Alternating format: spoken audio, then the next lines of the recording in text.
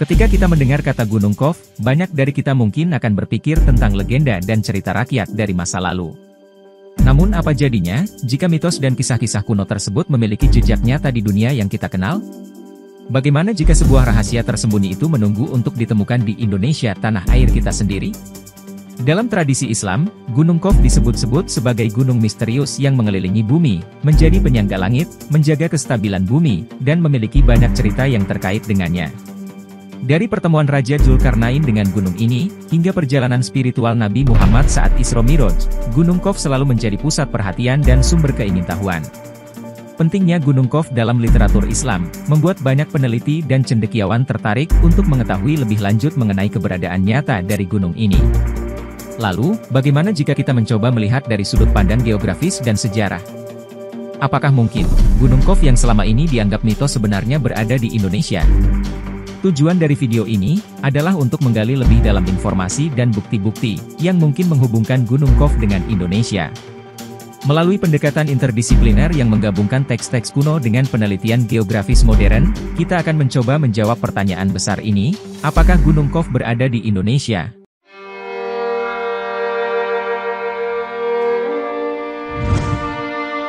Dalam kisah-kisah lama yang diwariskan oleh generasi sebelumnya, Raja Dzulkarnain adalah seorang penguasa yang memerintah banyak kerajaan dan melakukan berbagai ekspedisi. Dalam salah satu perjalanan ekspedisi tersebut, Raja Dzulkarnain bertemu dengan Gunung Qaf. Menghadapi gunung yang luar biasa ini, raja tersebut merasa tergerak untuk mendalami keagungan Tuhan. Ia kemudian berkomunikasi dengan gunung tersebut, "Siapa Anda?" Dan gunung itu dengan mantap menjawab, "Aku adalah Qaf." Ketika Dzulkarnain melanjutkan pertanyaannya tentang apa yang ada di sekitarnya, Gunung Qaf menggambarkan bahwa di belakangnya ada banyak sekali gunung lain dan perbukitan. Gunung Qaf kemudian memberikan penggambaran hubungannya dengan Tuhan, menyatakan bahwa jika Tuhan menginginkan perbukitan di sekitarnya digoncang, maka Ia akan memerintahkannya untuk bergerak. Sebagai hasilnya, tak hanya perbukitan tersebut, namun seluruh bumi ikut bergetar. Ka'ab al-Ahbar, seorang tabi'in yang berasal dari Yaman, memberikan pandangan mendalam mengenai penciptaan gunung-gunung.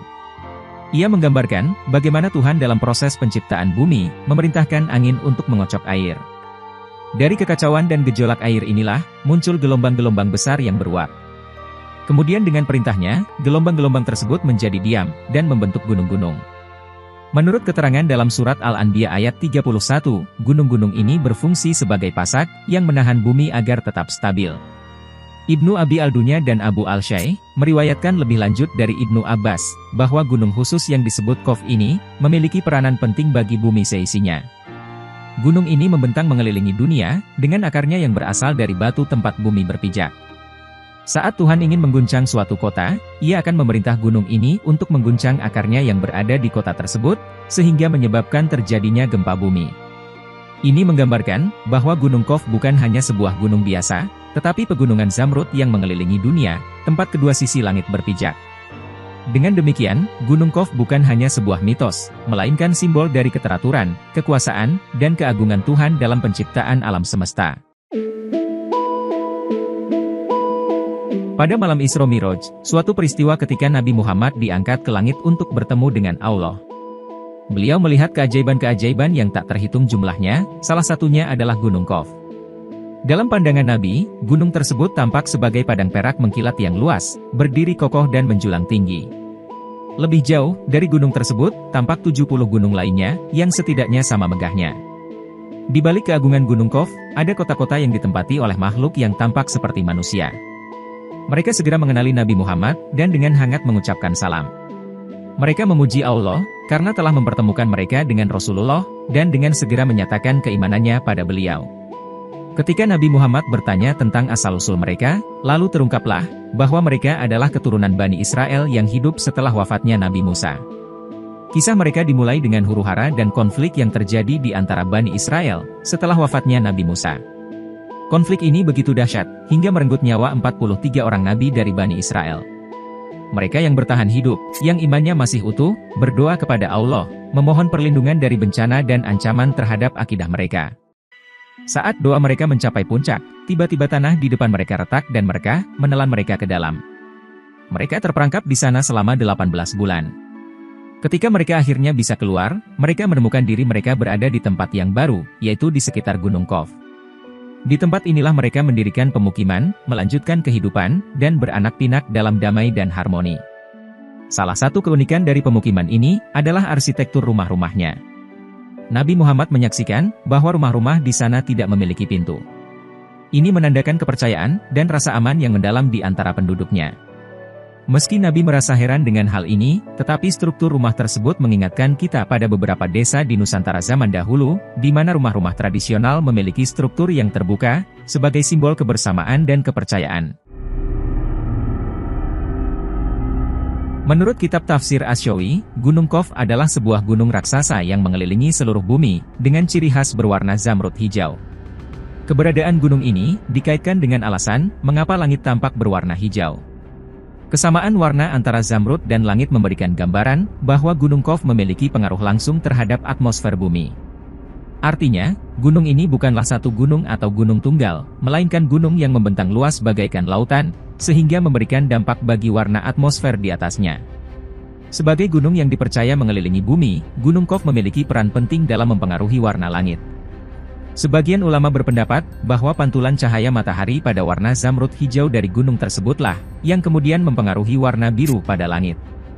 Meski banyak yang menganggap hal ini sebagai interpretasi simbolis, tetapi ini menunjukkan betapa luas atau panjangnya gunung ini dan betapa signifikannya peranan Gunung Qaf dalam pemahaman kosmologi kuno.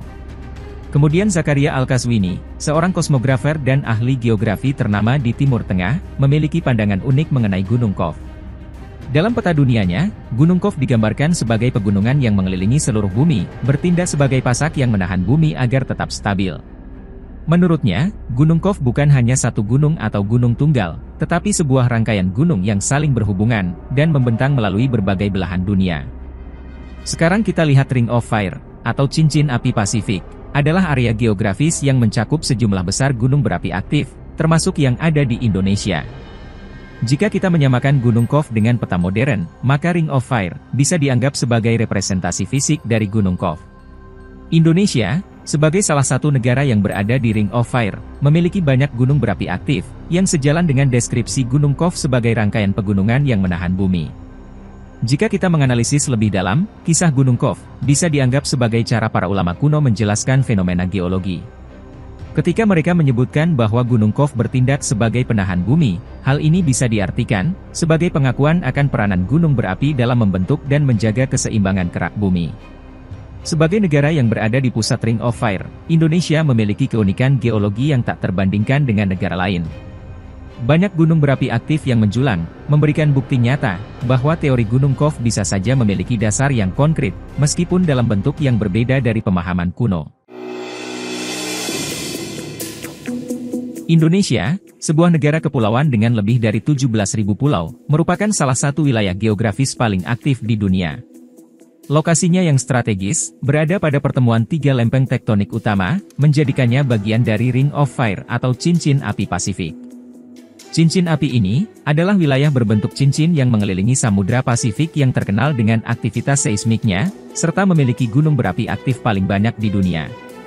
Ketika kita menilik kembali narasi-narasi mengenai Gunung Qaf, terutama dalam konteksnya sebagai gunung yang mengitari bumi dan berfungsi sebagai penyangga langit, sulit untuk tidak melihat kemiripannya dengan karakteristik geologi Indonesia. Cincin api Pasifik, yang menjadikan Indonesia sebagai salah satu bagian intinya, mirip dengan deskripsi Gunung Qaf yang ditemukan dalam literatur kuno, yaitu sebuah barisan gunung yang mengelilingi dan memberi stabilitas pada bumi. Selain itu, keberadaan gunung berapi aktif di Indonesia, yang seringkali memberi dampak signifikan terhadap aktivitas seismik di kawasan ini, menunjukkan betapa pentingnya peran geologi Indonesia dalam stabilitas bumi, mirip dengan fungsi Gunung Qaf yang diceritakan sebagai penyangga dan stabilisator bumi. Berikut ini ada beberapa argumen, mengapa Gunung Qaf bisa dikatakan berada di Indonesia. 1. Kemiripan deskripsi. Salah satu argumen kuat adalah kesamaan antara deskripsi Gunung Qaf dengan ciri khas geografi Indonesia. Misalnya, Gunung Qaf yang digambarkan memiliki warna hijau kebiruan, dapat dikaitkan dengan hamparan hutan tropis di Indonesia, serta lautnya yang biru. Sesuai dengan fakta ilmiah, bahwa atmosfer di bumi, secara langsung memang dipengaruhi oleh lautan dan hutan yang luas di bumi. 2. Jajaran gunung. Ring of Fire atau cincin api Pasifik, bukanlah gunung tunggal yang berdiri sendiri, melainkan berupa barisan gunung yang memiliki peran penting dalam keseimbangan bumi. Fakta ini selaras dengan deskripsi Gunung Kov yang diriwayatkan mengelilingi bumi untuk menjaga kestabilannya. Dengan lebih dari 130 gunung berapi aktif, Indonesia adalah negara dengan jumlah gunung berapi terbanyak di dunia, yang semakin memperkokoh argumen ini. 3. Kehidupan di Gunung Kov. Dalam narasi disebutkan, bahwa terdapat masyarakat yang hidup di Gunung Kov, mirip dengan kisah-kisah desa-desa di Nusantara zaman dahulu. Deskripsi rumah tanpa pintu, juga menarik untuk dihubungkan dengan tradisi arsitektur lokal di beberapa daerah Indonesia. Di Indonesia kita bisa menemukan, banyak candi yang tidak memiliki pintu, dan ini bisa kita jadikan hujah yang kuat bahwa pintu memang tidak begitu penting bagi masyarakat Nusantara kala itu, karena mereka hidup dalam perdamaian. Meskipun bukti arkeologi dan sejarah yang konkret masih sulit ditemukan, kisah-kisah lisan dan tradisi dengan sanad yang tersambung, bisa menjadi petunjuk penting. 4. Lokasi strategis. Jika Gunung Kov memang berfungsi sebagai penyangga langit dan bumi, maka lokasi Indonesia di Ring of Fire, memungkinkannya untuk menjadi situs dari Gunung Kov, mengingat pentingnya peran Indonesia dalam stabilitas tektonik dunia. Jika kita melihat peta geologi Indonesia, kita akan menemukan barisan gunung berapi, yang memanjang dari Sumatera hingga ke Maluku dan Papua. Barisan gunung ini mirip dengan deskripsi Gunung Kov, yang mengelilingi bumi seperti cincin. 5. Kemiripan dengan riwayat. Meskipun banyak riwayat yang mengatakan bahwa Gunung Kov tidak bisa dilihat oleh mata manusia, ini dapat diartikan bahwa gunung tersebut berada di bawah laut, atau menembus kedalaman bumi, sesuai dengan banyaknya gunung berapi bawah laut yang ada di Indonesia. Jadi, arti tidak dapat dilihat manusia, bukan berarti gunung itu gunung gaib atau berada di alam jin, melainkan manusia kala itu tidak bisa menyelam atau memiliki kamera bawah laut, sehingga mereka tidak dapat melihatnya. Indonesia, dengan ribuan pulau dan lautannya yang dalam, memiliki banyak gunung berapi bawah laut yang tak kasat mata, yang semakin memperkuat argumen ini. 6. Jarak dari Israel. Dalam narasi yang disampaikan, disebutkan bahwa Bani Israel yang berada di Gunung Kov diangkut dari tempat yang jauh dari Israel agar mereka selamat dari huru-hara, dan mempertahankan ketauhidan mereka. Secara geografis, Indonesia berada pada jarak yang cukup jauh dari Israel, sehingga memungkinkan sebagai lokasi yang dimaksud.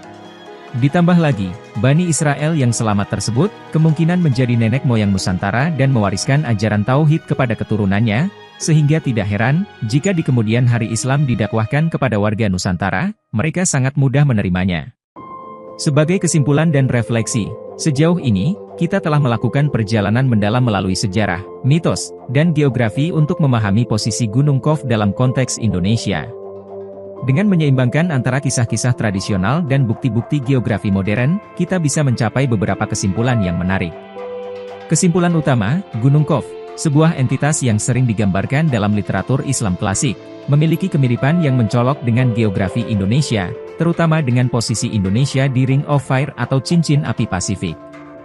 Meskipun bukti konkret mengenai lokasi pasti Gunung Kov mungkin sulit ditemukan, namun keberadaannya dalam naratif dan hubungannya dengan Indonesia tidak bisa diabaikan.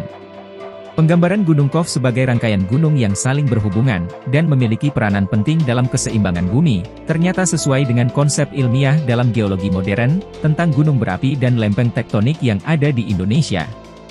Dengan demikian ada kemungkinan, bahwa kisah-kisah kuno tentang Gunung Kov, mungkin terinspirasi dari pengamatan nyata atau pengalaman manusia di masa lalu tentang pengetahuan cincin api Pasifik.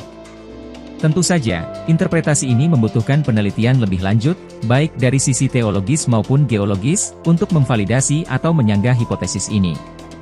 Sebagai penutup, mari kita terus mengajukan pertanyaan, terus mencari tahu, dan terus menggali sejarah dan mitos Nusantara. Karena di dalamnya, terdapat harta karun pengetahuan yang tak ternilai harganya.